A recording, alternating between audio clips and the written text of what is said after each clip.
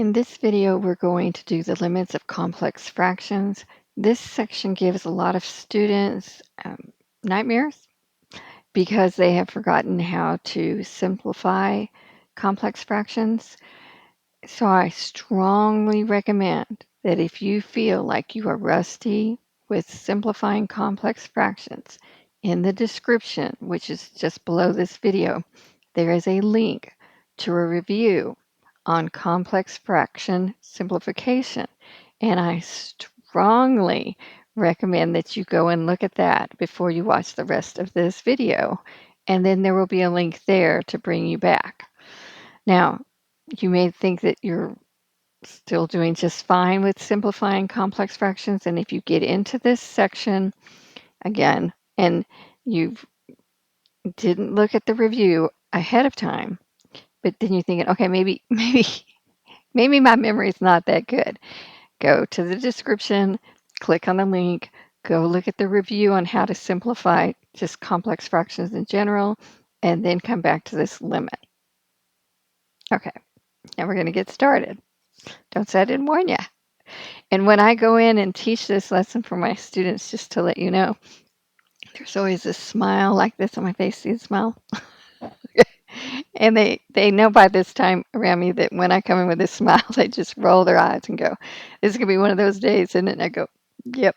Okay, so this is gonna be one of those videos. You can do this. You're tough. You're a calculus student. You can do this. Okay, so we're gonna start off with the limit as h goes to 0 of 1 over x plus h, and this is squared, minus 1 over x squared all over h. Now, as we get into the next sections while we're learning how to do a derivative, the formal definition of a derivative, this concept of h going to 0, this is actually based on the difference quotient from back in algebra somewhere where you had f of x plus h minus f of x over h. So this being here's some function, this is that same function with x plus h everywhere there's an x. So if you look at it, this is f, this is the original function, and this is the original function with x plus h in it with the difference of the two, and then the h that's underneath, but this is a limit as we go off to 0. Now, to clean up or to simplify a complex fraction, there's two methods to do it. One method I called method 1 in the review video, where you combine the two fractions that are in the numerator, and if you have them in the denominator, you combine them, and then you work between the top and the bottom. But I said there's actually a better way, more efficient and less error prone to do it a second way, which is if you find the least common denominator of every term inside this major fraction. So this first denominator in the numerator is x plus h squared. The second one is x squared, and underneath, of course, this is h, understood to be h over 1. Right? So my least common denominator is x plus h squared x squared. And what we're going to do is to multiply the top and the bottom by that entire least common denominator. So we're going to multiply this by x plus h squared x squared over x plus h squared x squared. And we're going to multiply all of the top and the bottom so that we're multiplying by a version of 1. Now this x plus h squared x squared in the top, in the numerator is a binomial, right? Two terms. So this is going to multiply this term nearest to it and also way over there. And when students sometimes do this problem, one of the errors that they do, it's understandable, is they'll look at this first multiplication from here to here, and they'll say, oh, this x squared right here it's going to cancel this x squared right there, leaving you x plus h squared to multiply this other term over here. In other words, by the time they get to this other term on the far side, they've only got part of the least common denominator left. So in order to try to prevent that, what I strongly suggest you do is, instead of just leaving the x plus h squared, x squared over here on the right, just there the one time, since you know you're going to multiply it twice, then just write it down twice. Take a minute, write it down twice, so that you can do that slash and cancel thing that everybody wants to do. Okay? So then we're going to start multiplying. This x squared cancels this x squared, correct? Let me write some of this down. And leaves you x plus h squared. Okay? This x plus h squared cancels this x plus h squared, and x squared times 1 is x squared. Okay? And then this h times this x plus h squared doesn't cancel anything, so you have h x plus h squared x squared. Now you do not want to multiply all of this denominator out, because the whole reason we're doing this is because we cannot just immediately put 0 in for h, because that would give you 0 in the denominator. It's not in the domain of this setup function. So what we're actually hoping is, if we can manipulate this to get the h that's down here at the bottom, that's causing the 0 in the denominator we're not allowed to have, then we want it to cancel out. And we're just really hoping, we have no assurance that this is going to work. We're really hoping that somehow when this cleans up, I'll somehow be able to reduce out or cancel out or divide out that h, whatever you want to call it. Depends on your teacher, okay, what your teacher calls it. All right, so let's keep working on the top, but do not multiply or do anything with this denominator. Don't incorporate this h into here at all, okay? Now, so what we have, and don't forget, if you leave off the word limit and this h goes to 0 anywhere along this before you put h is 0 in there, your teacher will count off, as they should. Okay? So this is the first x squared minus, now, you'll hear me say this a lot, slow and right is better than fast and wrong. So if you have a tendency to lose your negative signs when you try to do them in your head, I would do the math for x plus a squared, keep the negative sign there, and then just take, how long did that take us to do that? Maybe 5 seconds tops. And if it saves us a couple of points, it's well worth it. So now we distribute the negative sign.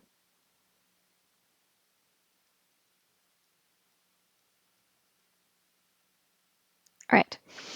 Now, at this step right here, when you've kind of simplified the numerator as best you can, then everybody that it does not contain an h should cancel out. Okay, so if you look right here, this x squared does not have an h, and this x squared does not have an h, but x squared minus x squared goes to 0, and everybody else that's still there has an h, so this is looking pretty good.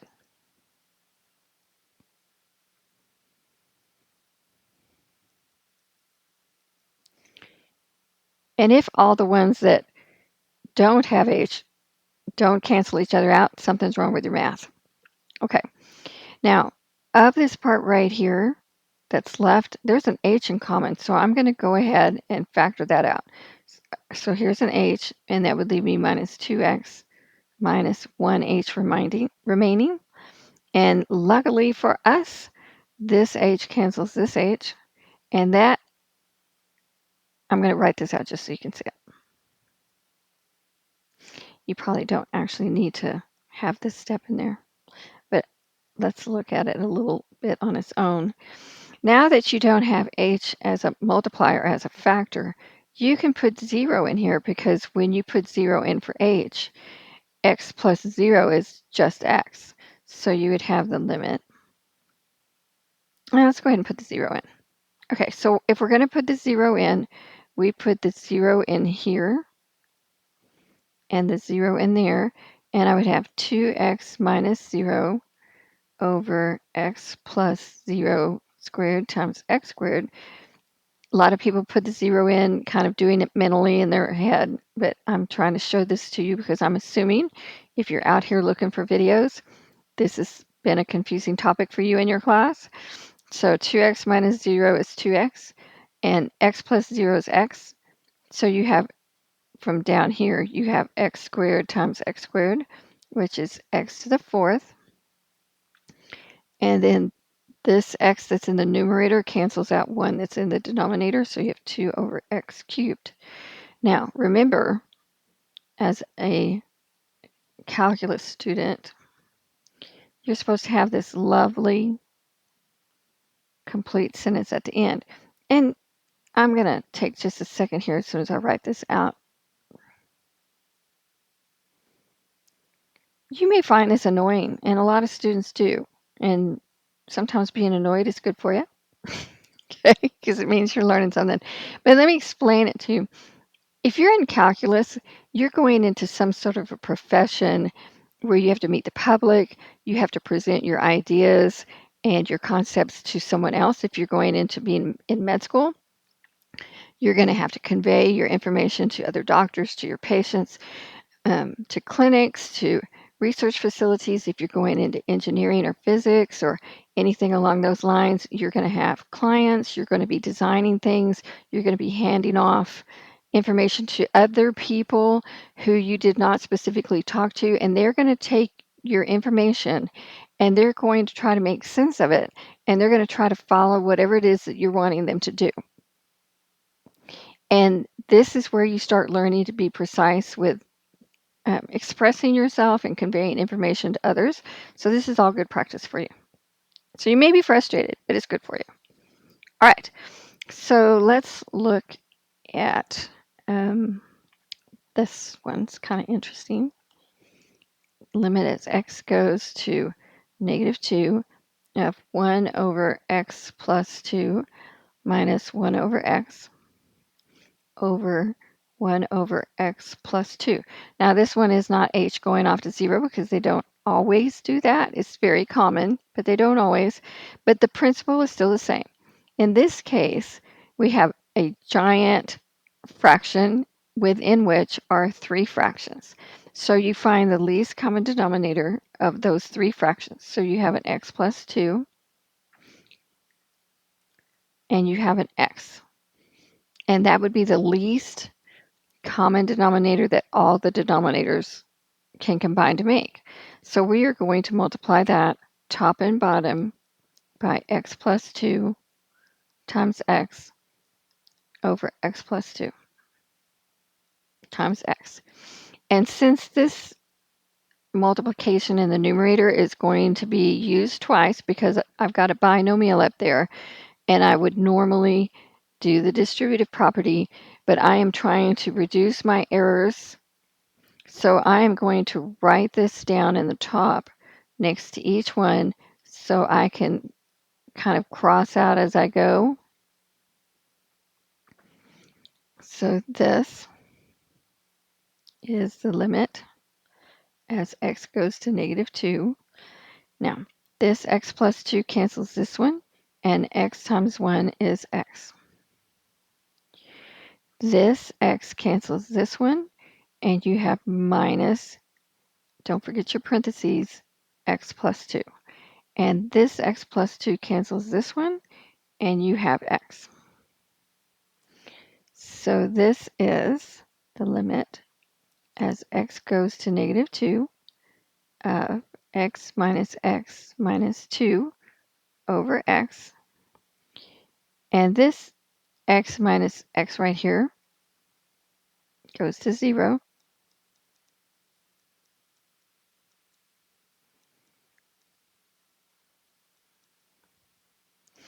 And now I can substitute in the -2. and I have negative 2 over negative 2, which is 1.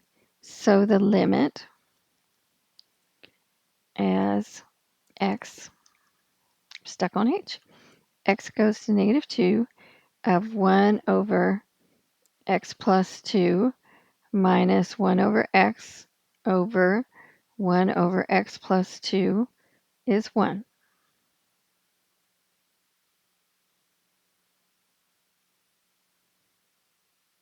Okay? We've only got 2 more to go. And the last one, it's pretty intense. So, somewhere in here between now and the last one, if you need to go get, a drink of water or something, you might want to do that. All right, so let's do the limit as h goes to 0 of 3 over 4 x plus h minus 3 over 4x over h. And the least common denominator, you need a 4, you need an x plus h, and you need an x.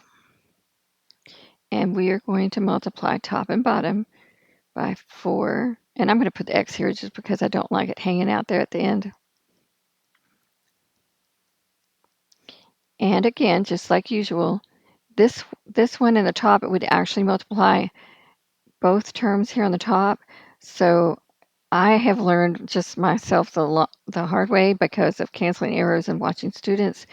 It's safer to repeat this one over here so that you can see it right next door.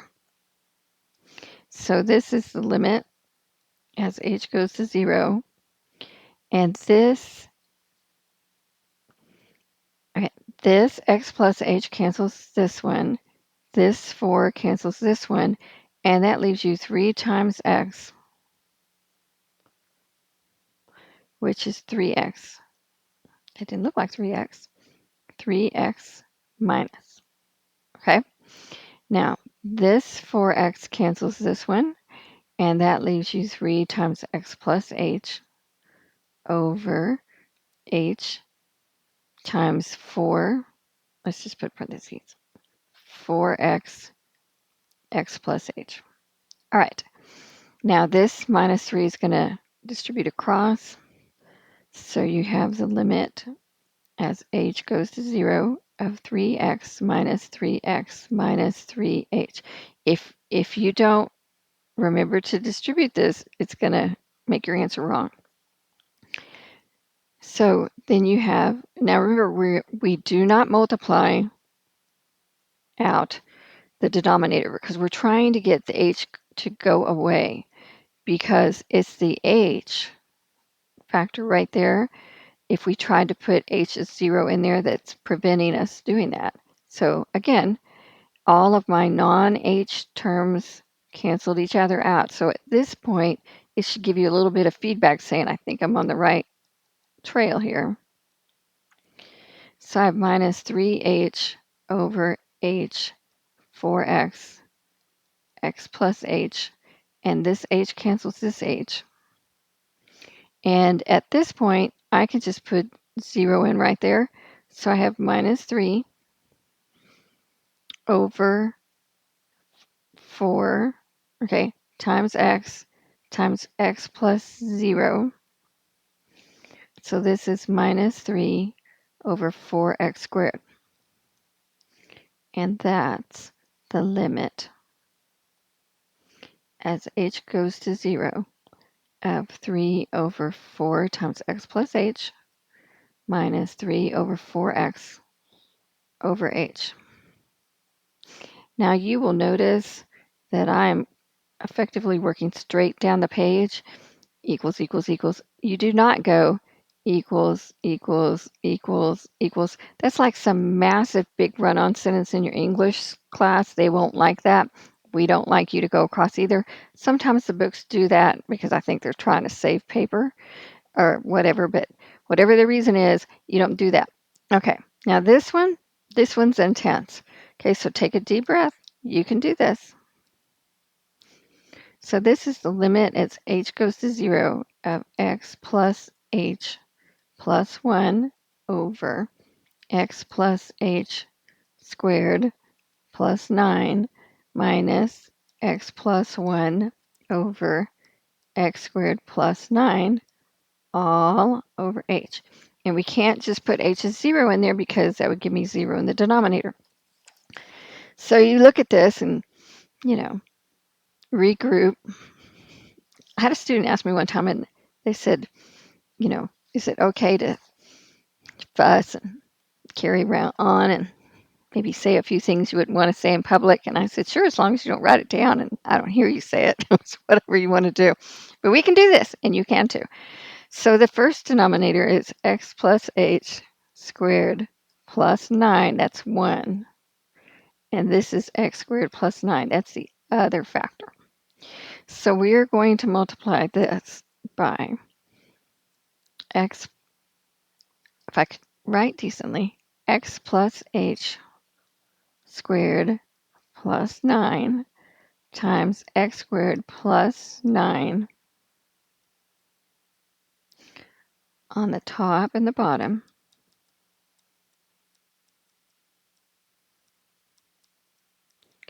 Okay, I just can't do that. I'm clean that up. Plus 9. Okay.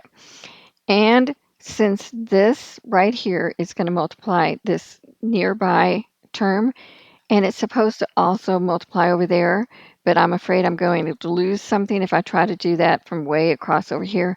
I'm actually going to write it over here just so I can see it right next door.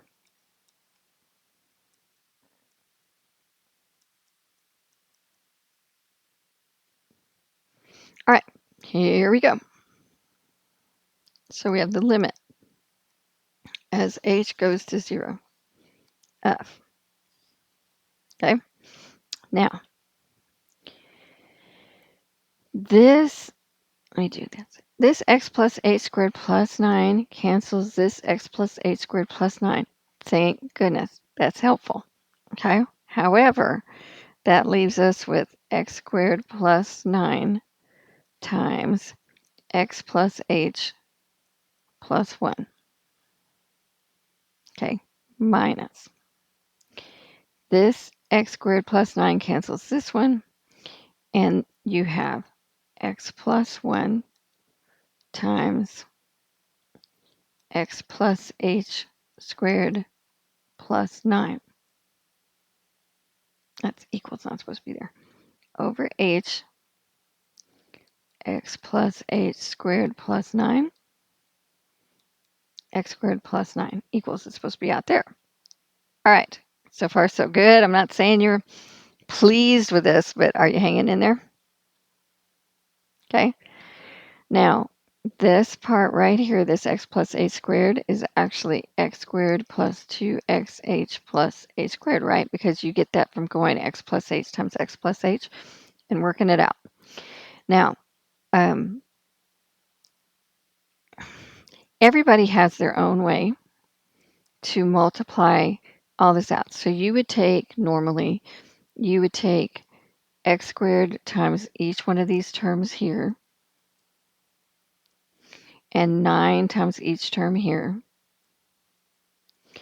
And then I would change this part out and go x squared plus 2xh plus h squared. And then you actually just can do the plus 9. You don't actually need these parentheses here. They're just sort of left over. And then x times all of these, and then 1 times all of these. So what does that look like? So you may actually have to stop the video and work this on a piece of paper, but I've already worked this problem out. So if I can copy my notes correctly, let's hope, okay, it looks like this. X cubed plus x squared h plus x squared plus 9x plus 9h plus 9. All right. Minus x cubed minus 2x squared h minus x h squared minus 9x minus x squared minus 2xh minus h squared minus 9 over h x plus h squared plus 9, x squared plus 9. Don't forget the limit. Students tell me that when they go take a test, they hear me go, don't forget the limit. All right, here we go. Now, I think you should be proud of yourself for getting to this point and for hanging in here through this. This is a lot of numbers and variables and powers to keep up with, so well done. Now, this x cubed is canceled out by this one. There's an x squared h term. I kind of expect that to be still there. Here's an x squared with no h term. Here's a minus x squared with no h term. Here's a 9x with no h, a minus 9x with no h, a 9h, well, okay, that'll probably be left, and then a 9 and a minus 9. So all of my non-h terms canceled out, as expected. So I'm feeling pretty good. All right, so what I've got left is 9h minus x squared h minus 2xh minus h squared over this mess.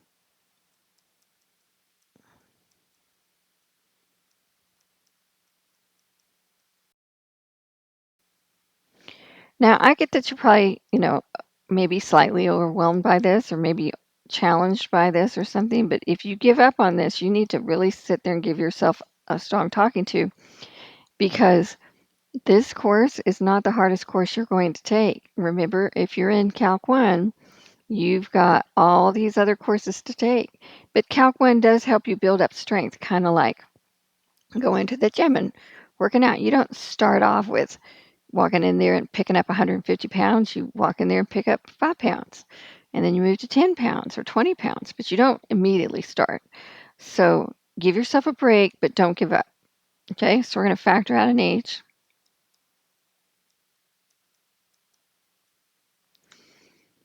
And see, this is exactly what I was hoping would happen.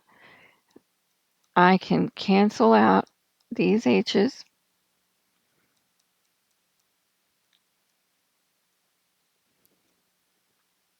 And I have this.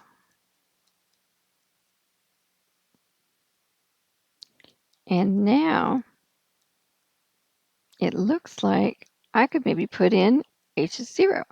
So if I do that, I've got 9 minus x squared minus 2x minus 0 over x plus 0 squared plus 9.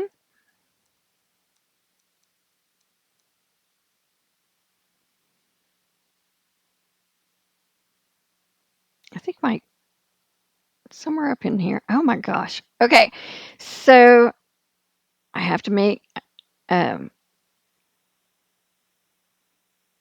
correction somewhere between here and here. This 9 turned into a 1. Sorry about that. I'll have to make a note of this in the video. All right. So I was going, wait, this is not working out. So then you would have, I'm going to rearrange this just a little bit, minus x squared minus 2x plus 9 over x squared plus 9 squared. And believe it or not, that's the answer. Now, some of y'all may have seen how to take a derivative in calculus before, and you may have already found out what the answer to this was. But if you give your teacher that, they will not give you credit. And I've actually seen people take off saying, you did not do it the way I asked you to do it. So I'm even going to I'm not only not going to give you credit, I'm going to take off extra because you tried to do it a fast way. Okay, now, sorry about the little error up there, changing the 9 to a 1. Y'all, you can do this. Okay, if you want to do this badly enough, you will find a way to practice and do this. But it's a specific kind of list of steps, lots of stuff going on, an intimidating looking problem. All right, but you can do this. So set your mind to it, get it done. Okay, practice, find somebody to practice with you, find a study partner, somebody that y'all can, be supportive of each other, but you can do this. Okay? And so if you need some help remembering how to simplify complex fractions, remember there's a link below in the description. There's also some practice problems, and there's a link to the next video. And good luck.